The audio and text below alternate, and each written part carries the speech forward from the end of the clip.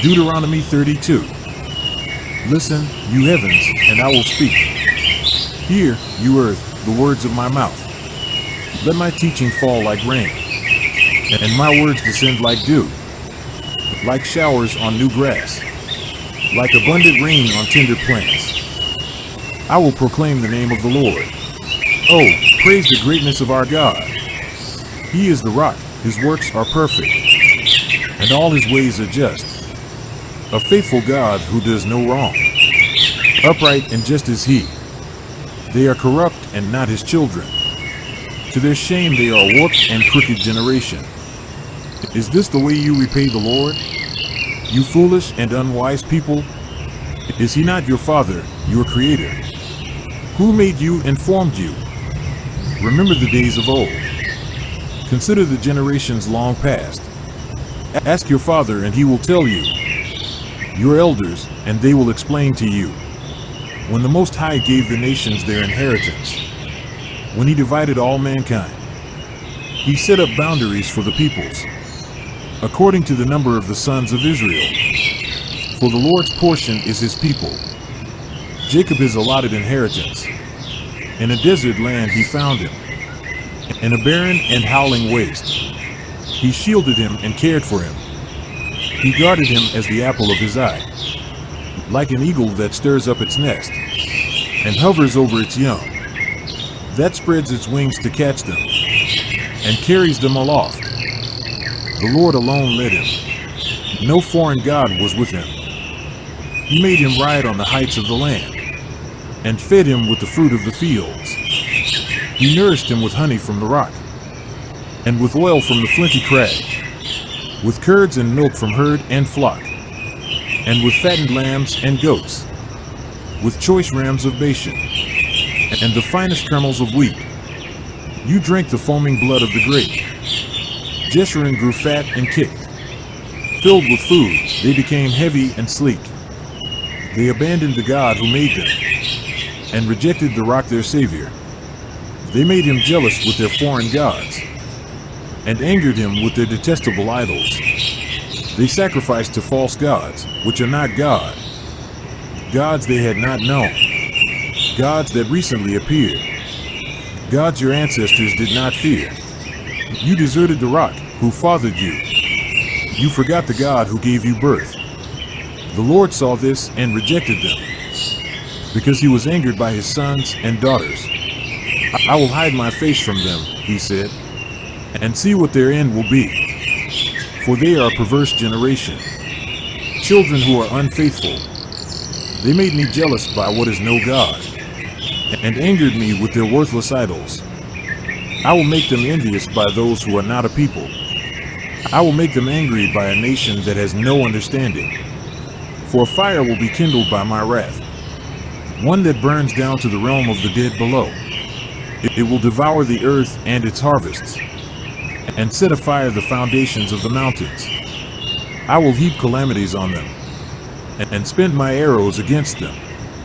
I will send wasting famine against them, consuming pestilence and deadly plague.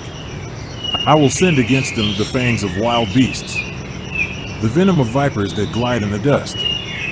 In the street the sword will make them childless, and their home's terror will reign. The young men and young women will perish, the infants and those with gray hair. I said I would scatter them, and erase their name from human memory. But I dreaded the taunt of the enemy, lest the adversary misunderstand, and say, our hand has triumphed. The Lord has not done all this. They are a nation without sense. There is no discernment in them. If only they were wise and would understand this, and discern what their end will be. How could one man chase 1,000, or two put 10,000 to flight, unless their rock had sold them, unless the Lord had given them up? For their rock is not like our rock, as even our enemies can see. Their vine comes from the vine of Sodom, and from the fields of Gomorrah. Their grapes are filled with poison, and their clusters with bitterness. Their wine is the venom of serpents, the deadly poison of cobras. Have I not kept this in reserve? and sealed it in my vaults? It is mine to avenge, I will repay. In due time their foot will slip. Their day of disaster is near, and their doom rushes upon them. The Lord will vindicate his people, and relent concerning his servants. When he sees their strength is gone, and no one is left, slave or free, he will say, now where are their gods? The rock they took refuge in, the gods who ate the fat of their sacrifices, and drank the wine of their drink offerings? Let them rise up to help you. Let them give you shelter. See now that I myself am he. There is no God besides me. I put to death and I bring to life. I have wounded and I will heal, and no one can deliver out of my hand.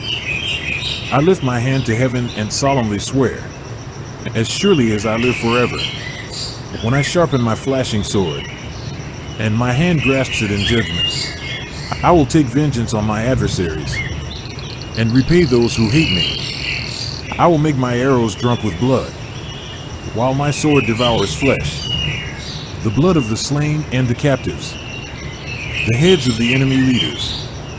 Rejoice, you nations, with his people, for he will avenge the blood of his servants.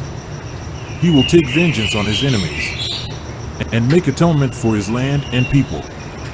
Moses came with Joshua son of Nun and spoke all the words of this psalm in the hearing of the people.